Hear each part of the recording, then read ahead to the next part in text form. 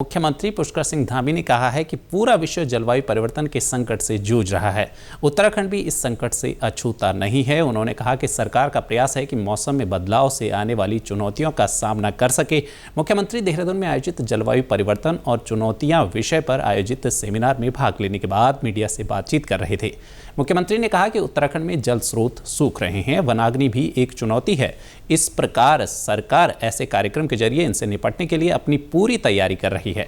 उन्होंने जलवायु परिवर्तन और वनाग्नि के प्रति लोगों में जागरूकता लाने के प्रयासों की सराहना की।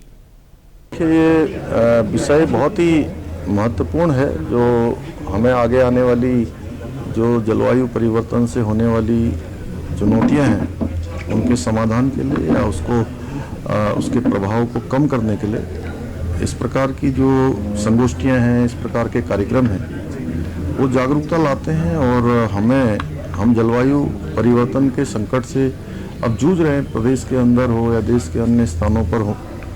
आज लगातार जिस प्रकार से आपदाएं आ रही हैं, हमारे ग्लेशियरों पर संकट आ रहा है, जल स्रोत लगातार सूख रहे हैं, तापमान बढ़ रहा है, तो कहीं ना कहीं हमको प्रकृति संरक्षण के लिए इस प्रकार के कार्यक्रम प्रेरित करते हैं। और आने वाली नौजवान पीढ़ी भी इसमें शामिल हो। वनाग्नि जैसी हमारी जो चुनौतियां हैं, उन चुनौतियों पर भी हम काम कर रहे हैं, राज्य सरकार काम कर रही है। और आगे भी हमारा प्रयास है कि जो हमारे जल स्रोत हैं जो रिचार्ज नहीं है, रिचार्ज जिनके बंद हो गए हैं, उनको फिर से रिचार्ज करें, फिर से उनको उस दिशा में काम करें।